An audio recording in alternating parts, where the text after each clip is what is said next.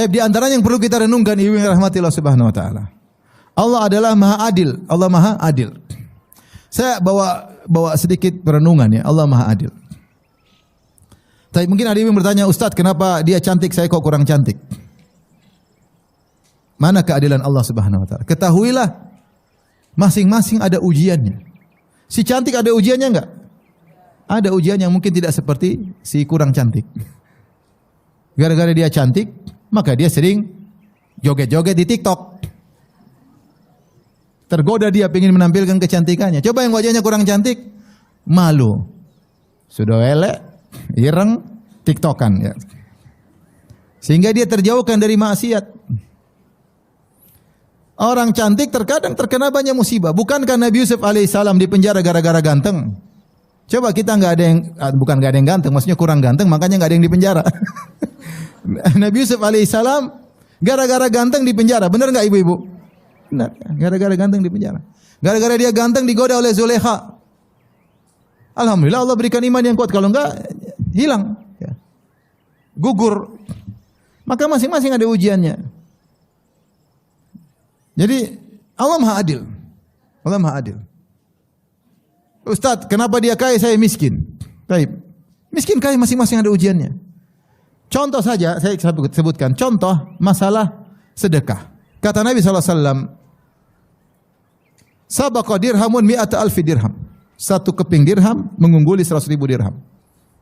Kok bisa? Wa kaifa dzalik? Kenapa bisa demikian?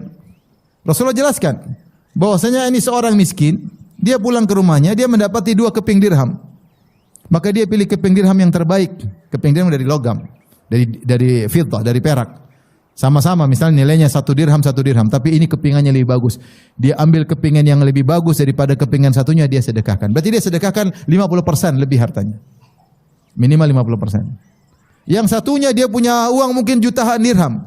Dia sedekahkan 100.000 dirham dengan kurang rasa kebutuhan. Ya 100.000 dirham dia kasih aja. Tidak ada rasa, tidak seperti yang dirasakan oleh si miskin ketika bersedekah 1 dirham. Tapi kata Nabi, 1 dirham mengungguli 100.000 dirham. Ini contoh, adil enggak? Adil. Sedekah ini tidak sama dengan sedekah yang sana. Ya. Si sakit dengan si sehat. Kalau badannya sehat, kadang-kadang sombong, kadang angkuh, kadang kesehatannya buat kemaksiatan. Badannya six pack, jalan sana jalan sini pamer six packnya. Yang one pack malu. Roti sobek. Sehingga dia terpancing untuk macam-macam. Ya. Jadi masing-masing ada ujiannya, masing-masing ada ujiannya. Jadi jangan pernah mengatakan Allah tidak adil. Baik. Saya pegawai, bos saya kaya raya, Ustaz gimana keadilan? Antum kira yang kaya raya bisa belum tentu tidur nyenyak seperti antum. Antum makan Indomie langsung tidur nyenyak. Dia belum tentu. Sebagian, subhanallah. Mungkin Ustaz kenapa kita rakyat nggak jadi pejabat? Ya akhi, teman saya pejabat cerita. Pejabat tuh kadang tidur jam 2 malam masih rapat. Jam 2 malam masih rapat. Sampai subuh rapat. Diskusi tentang kegiatan politik. Antum ada isya sudah tidur, udah ngorok. Maksud saya, Allah Maha Adil. Masing-masing dengan ujiannya. Masing-masing dengan apa? Ujian. Si miskin bahagia ketika Lebaran dapat THR. Yang punya perusahaan pusing karena mau bagi THR. Pusing dia. Aduh, THR banyak sekali. Ini karenanya Allah Maha Adil. Apa yang Allah pilihkan, ujian yang kita jalani. Ustaz, kenapa saya enggak terkenal? Enak orang terkenal. Apa enak yang terkenal? Di mana dikejar orang, diikuti oleh wartawan. Bikin sedikit akhirnya jadi berita. Harus selalu bersifat munafik di mana-mana kelihatannya oke. Sementara orang tidak terkenal cuek aja, enggak ada yang liput. Cuek aja, mau gini mau begitu, ala kadarnya, seadanya. Tapi orang kalau terkenal selalu bersandiwara. Harus begini, kalau keluar sama istri harus tampilnya begini, lagi jalan di mana diikuti orang, seakan-akan mata melihat dia. Sedikit orang datang minta foto, sedikit ada yang maki-maki. Terkenal kan? Ada yang maki, ada yang suka. Enggak ada orang terkenal semua orang suka, jarang. Nah bisa jadi maki-maki apalagi kita. Oleh karenanya, sudahlah, Allah Maha Adil. Allah Maha Adil. Maka apa yang Allah berikan pada kita, kita terima. Taib. Ini yang keberapa tadi? Yang kedua ya. Itu kita menghayati beberapa nama-nama Allah. Tadi apa? Al-Alim, Al-Hakim yang Maha Adil, masuk dalam Maha Bijak adalah Maha Adil. Kemudian Ar-Rahim, Al-Bar yang Maha Sayang, yang Maha Baik. Allah Maha Sayang. Lebih sayang daripada ibu kita kepada kita. Ya. Sebaik-baiknya ibu terhadap kita, sesayang-sayangnya masih kalah dengan kasih sayang Allah Subhanahu wa taala. Seorang husnudzon kepada Allah. Apa yang Allah tetapkan adalah yang terbaik. Berikutnya yang ketiga, ibu yang dirahmati Allah Subhanahu wa taala. Ini poin penting. Rizki itu ada dua, ibu-ibu yang dirahmati Allah Subhanahu wa taala. Mungkin orang, kenapa saya miskin? Kenapa saya kurang cantik? Rizki. Ya, rizki itu banyak ya. Ada keamanan, kesehatan tubuh, kecantikan, rizki, tampanan, duit banyak, mobil mewah, rumah luas, itu rizki semua. Ternyata rizki itu ada dua, rizki dunia sama rizki di akhirat. Rizki di dunia, rizki di akhirat. Jangan lupa.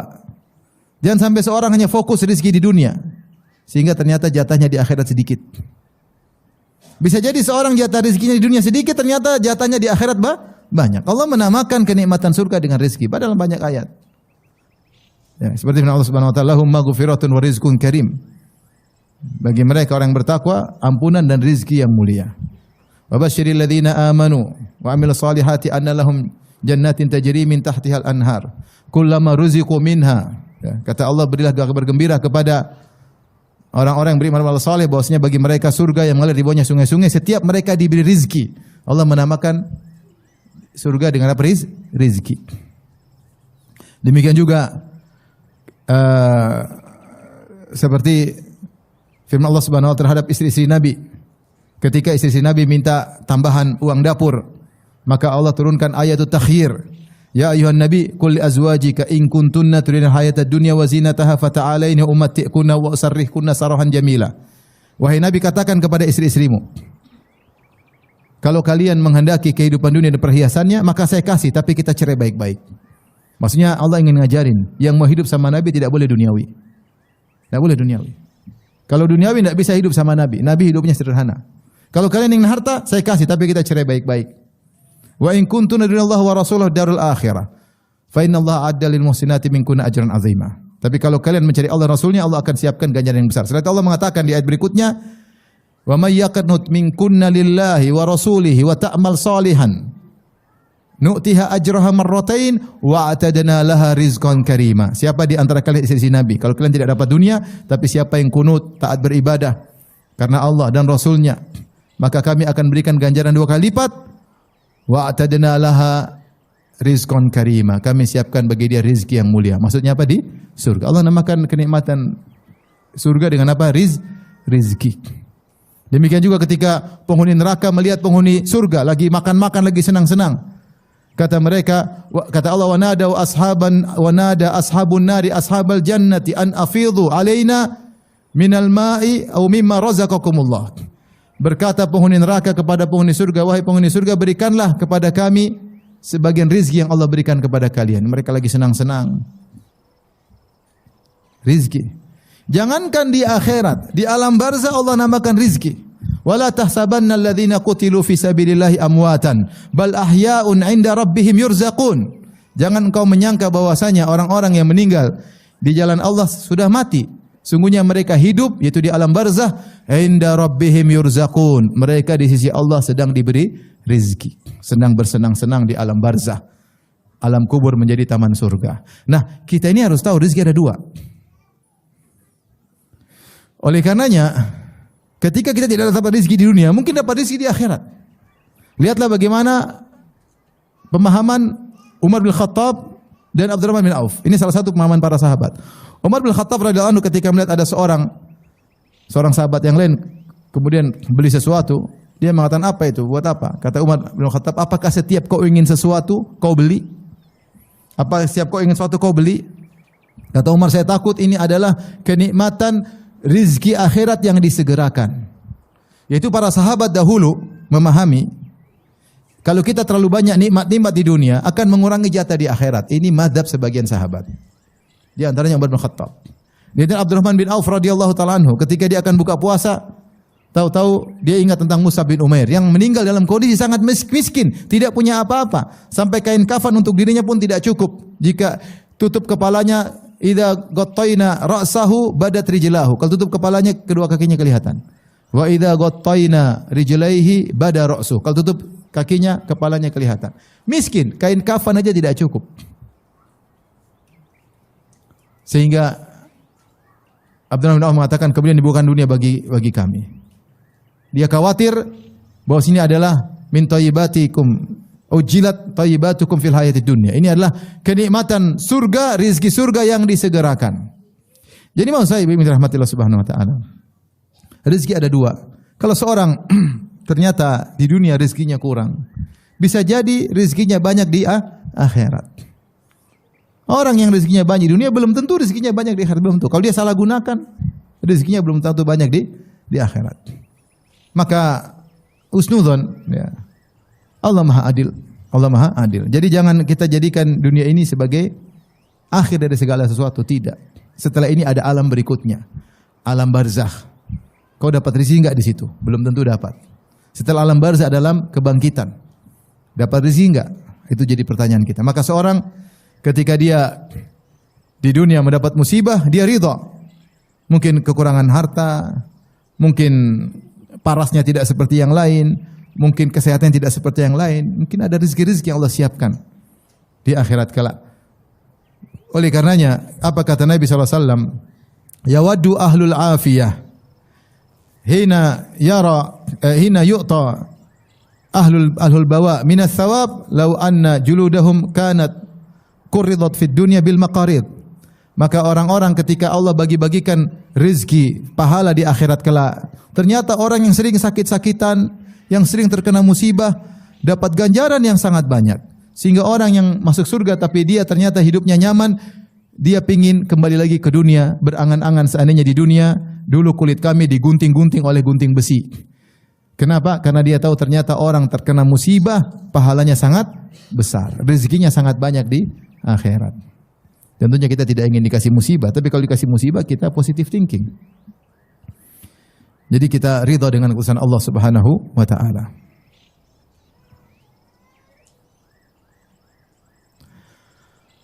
Taib, ibu dirahmati oleh Allah Subhanahu wa taala. Di antara yang membuat kita bisa ridha dengan keputusan Allah Subhanahu wa taala, bahwasanya kita baca tentang kisah-kisah yang Allah sebutkan dalam Al-Quran tentang orang-orang saleh. Bagaimana ketika mereka bersabar dan ridha dengan keputusan Allah, kapan mereka ridha, maka ada solusi dan solusinya sangat indah. Solusinya sangat indah dengan syarat bersabar. Allah berfirman tentang Bani Israel, wa tammat kalimatu rabbikal husna ala Bani Israil bima sabaru. Maka tetaplah keputusan Allah yang indah bagi Bani Israel ketika mereka bersabar. Ketika mereka bersabar, ketika mereka pasrah, baru Allah kasih solusi. Sebelumnya mereka tidak bersabar. Datang Nabi Musa alaihissalam mengatakan, ya qaumis biru. Wahai kaumku bersabarlah. Nabi Musa ajarin mereka bersabar. Sampai ketika mereka bersabar, Allah kasih solusi. Allah kasih solusi. Solusinya pasti indah. Solusinya pasti indah. Lihatlah saya sebutkan sekedar secara singkat kisah para nabi. Nabi Yusuf alaihissalam diuji, ujungnya indah atau tidak? Indah, happy ending. Dimusuhi oleh kakak-kakaknya, ujian pertama. Ujian kedua dibuang ke sumur, dibuka bajunya. Ujian ketiga dijual jadi budak, uangnya diambil kakak-kakaknya. Ujian keempat jadi budak kerja tanpa gaji. Ujian kelima dituduh mau berzina. Ujian keenam dipermalukan harga dirinya. Yang keenam dimasukkan dalam penjara. Yang ketujuh yang paling parah dipisahkan dari ayah dan ibunya yang sangat dia cintai. Yang kedelapan dijauhkan dari kampung halamannya. Kemudian ternyata ujungnya jadi bangsawan di Mesir. Akhirnya Allah pertemukan mereka kembali, Nabi Yusuf dengan keluarganya.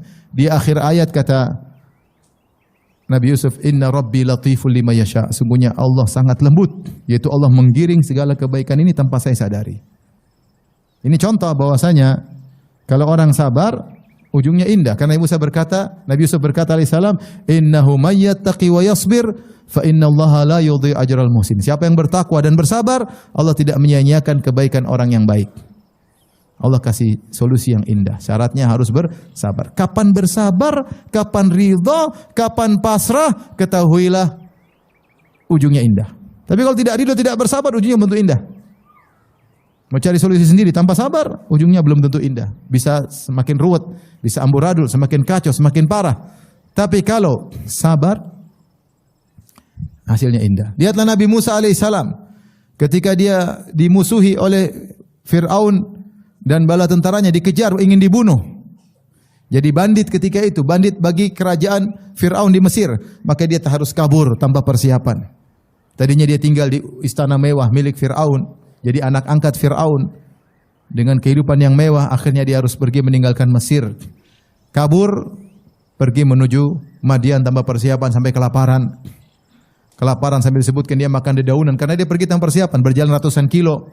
Dari Mesir ke Madian, dari benua Afrika ke benua Asia. Luar biasa, antar benua. Sampai kelaparan. Sampai tubuhnya hijau karena banyak makan daun. Tapi ternyata diusir itu ada hikmahnya. Ternyata dia ketemu wanita solehah, luar biasa. Ternyata ada cewek solehah yang Allah siapkan di Madian. Antar benua, luar biasa. Tidak apa-apa, bolehkah nikah antar benua? Boleh. Jadi Allah siapkan wanita solehah ini. Wanita solehah ini yang tidak pernah interaksi sama laki-laki, tidak pernah ikhtilat sama laki-laki. Ternyata Allah siapkan lelaki soleh dari jauh. Dari Mesir datang menjemputnya. Subhanallah. Ternyata Nabi Musa juga mendapati mertua yang soleh. Ternyata Nabi Musa harus jadi penggembala kambing. Ternyata di balik penggembala kambing adalah persiapan dia untuk ngurusi umat. Dan setiap Nabi pasti menggembalakan apa? Kambing. Siapa yang sangka Nabi Musa anak raja jadi penggembala kambing? Ternyata Allah atur dia jadi penggembala kambing. Hasilnya indah atau tidak? Indah. Dengan sabar. Lihatlah Nabi Ibrahim alaihissalam. Diusir dari negerinya. Harus keluar dari negerinya. Kemudian akhirnya dia bersabar. Akhirnya berdoa kepada Allah dapat anak soleh. Akhirnya punya anak apa? Ismail. Istrinya cemburu, Sarah, dia sabar.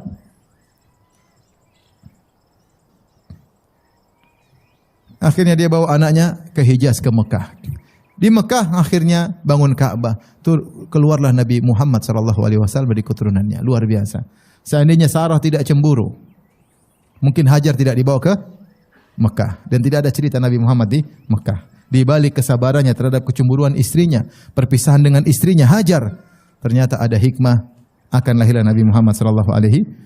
Banyak cerita kalau kita mau baca kisah-kisah ya para nabi, kisah-kisah solihin, semuanya di balik itu ada hikmah, maka seorang pasrah dengan keputusan Allah Subhanahu wa taala.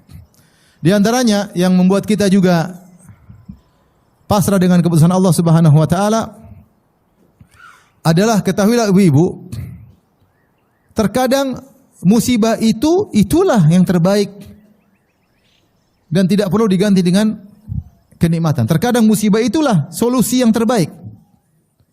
Seperti datang seorang wanita berkulit hitam, kata Ibnu Abbas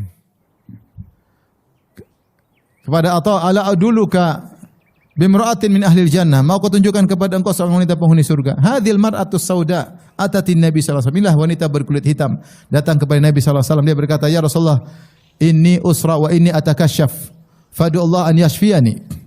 Ya Rasulullah, saya ini kena kejang-kejang. Ada yang mengatakan saya kerasukan jin. Dan saya kalau sedang kamut, saya sedang kumat, maka saya kemudian kejang-kejang dan akhirnya tersingkap sebagian auratku. Mungkin kakinya terbuka, mungkin lengannya terbuka, mungkin rambutnya terbuka. Doalah kepada Allah agar saya sembuh. Kata Nabi SAW, in syi'ti da'autullaha an yashfiyaki. Kalau kau mau saya berdoa kepada Allah maka kau sembuh. Wa in syi'ti sabarti walakil jannah. Kalau kau mau, kau sabar, kau masuk surga. Kata dia, saya pilih sabar. Jadi ternyata solusinya tetap berpenyakit sampai meninggal dunia. Tapi dia berkata, walakin udullah ala atakasyaf. Tapi berdoalah kepada Allah agar ketika saya kumat tidak terbuka aurat. Rasulullah doakan sehingga ketika dia kejang-kejang tidak tersingkap aurat. Sampai mati dia kejang-kejang. Sampai mati penyakitnya tidak hilang. Ternyata dia berpenyakit, itulah solusi terbaik bagi dia. Maksudnya tidak mesti solusi kemudian berganti dengan apa yang kita inginkan. Paham? Terkadang solusi adalah kematian. Seperti apa? Seperti ashabul ukhdud. Kata Allah Subhanahu wa taala, Ya. Ketika sang raja zalim, maka dia kumpulkan orang beriman, laki-laki dan perempuan, dia gali parit, dia nyalakan api besar, kemudian dia bunuh mereka. Ternyata itu solusinya, mereka harus mati. Allah berfirman, "Innalladzina amanu wa amilus solihati lahum jannatun tajri min tahtihal anhar." Dzalikal fawzul kabir, kata Allah. Sungguhnya orang-orang yang disiksa, dibakar hidup-hidup, beriman dan beramal soleh, maka bagi mereka surga yang mengalir di bawahnya sungai-sungai. Itulah kemenangan yang besar. Makanya Haram bin Milhan radhiyallahu anhu ketika diutus oleh Nabi, kemudian ada orang berkhianat, kemudian ditikam dari belakang. Ditikam, akhirnya tembus, keluar darah di dadanya.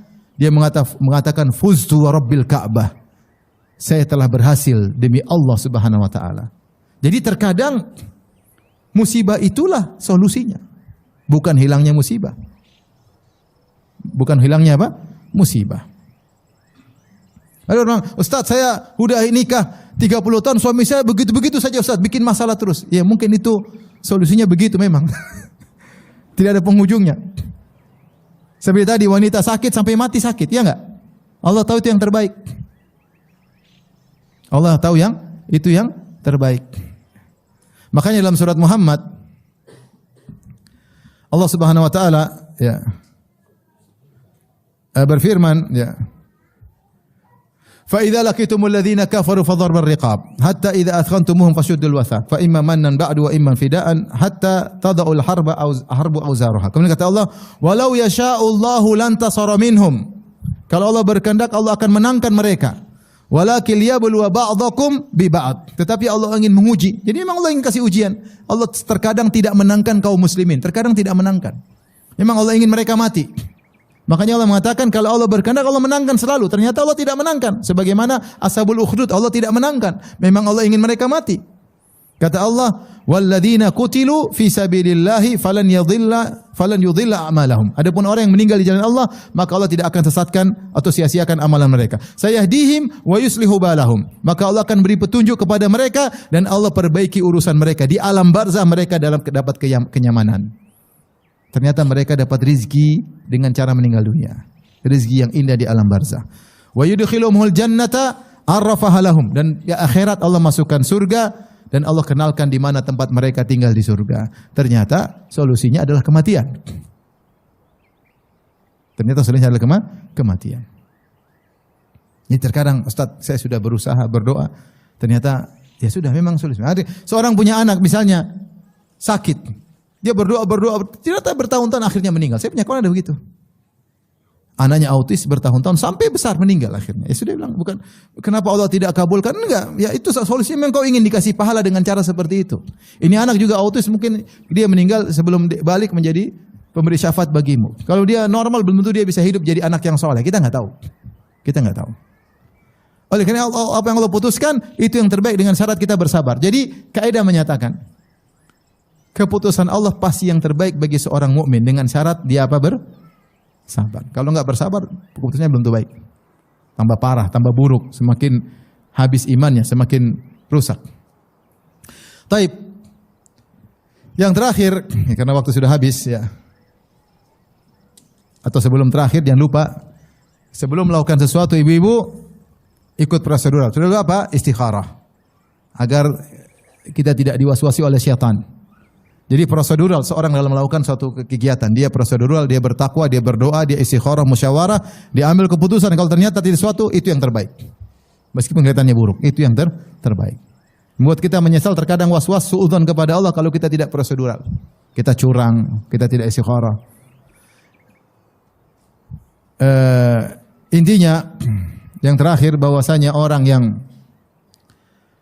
pasrah dengan keputusan Allah maka dia akan bahagia di dunia sebelum di akhirat.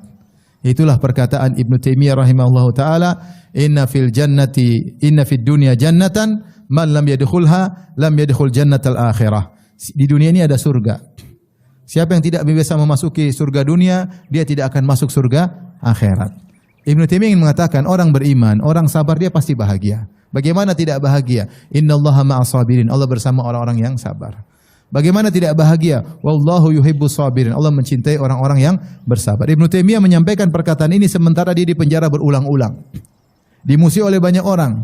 Tapi dia menunjukkan dia bahagia, dia mengatakan sungguhnya di dunia ada surga. Siapa yang tidak bisa masuk surga kebahagiaan dunia, dia tidak akan merasakan kebahagiaan di akhirat. Artinya yang dia mengatakan orang beriman pasti surga, pasti bahagia di dunia apapun yang dia rasakan. Apa kata orang beriman ketika ditakut-takuti dengan kekalahan? Qul la yusibana illa ma kataballahu lana huwa maulana wa 'ala Allahi falyatawakkalul mu'minun. Kata Allah Subhanahu wa taala, katakanlah, tidak ada yang menimpa kami kecuali apa yang telah Allah catatkan, yang Allah takdirkan. Tidak ada yang keluar dari keputusan Allah. Apa yang menimpa kami? Qul la yusibana illa ma kataballahu lana. Tidak ada yang menimpa kami kecuali keputusan Allah. Huwa maulana, dialah penolong kami, dialah yang pengurus kami. Kita ini yang urus siapa? Allah Subhanahu wa taala. Wa 'ala Allahi falyatawakkalul mu'minun. Tujuan yang penting bertawakallah kepada Allah, pasrah, tawakal. Tawakal. Tenang hati seorang mukmin. Allah juga berfirman, "Ma asaba min musibatin illa bi idznillah, wa may yu'min billahi yahdi qalbah. Wallahu bikulli syai'in alim." Apapun musibah yang menimpa, maka semua dari izin Allah. Siapa yang beriman tahu bahwasanya itu atas keputusan Allah, Allah akan beri hidayah kepada hatinya. Dia pasti bahagia, pasti bahagia. Pasti bahagia. Karena Allah mengatakan, "Wa may yu'min", siapa yang beriman, dia tahu ini adalah karena keputusan Allah, Allah yang memutuskan, Allah yang memilihkan dia musibah ini. Dia tahu Allah tidak salah pilih. Dia tahu Allah yang pilihkan buat dia, yang maha penyayang, penciptanya, yang mengatur urusannya, memberi rezeki kepada dia, yang membuat dia jadi beriman. Ketika Allah pilihkan, dia tahu dari Allah, maka yahdi qalba, Allah akan beri iman tambah hatinya, iman dalam hatinya, dia akan bahagia. Kemudian juga kata Allah Subhanahu wa taala tentang orang-orang yang terkena musibah, alladzina idza asabatuhum musibatun qalu inna lillahi wa inna ilaihi raji'un. Ulaika alaihim salawatu mir rabbihim wa rahmah wa ulaika humul muhtadun. Orang-orang tatkala terkena musibah, dia berkata, inna lillahi wa inna ilaihi raji'un. Kami ini milik Allah dan kami semua akan kembali kepada Allah. Kata Allah, ulaika alaihim salawatu mir rabbihim wa rahmah. Mereka akan mendapatkan keberkahan yang banyak dari Allah, mendapatkan rahmat dari Allah. Mereka lah orang yang dapat petunjuk. Jadi mereka pasti bahagia. Karena Allah kirimkan banyak keberkahan. Maka inilah perbedaan antara orang mukmin dengan orang yang tidak beriman. Maka seorang tinggal pasrah dengan keputusan Allah, yakinlah pasti itu yang terbaik yang Allah pilihkan baginya.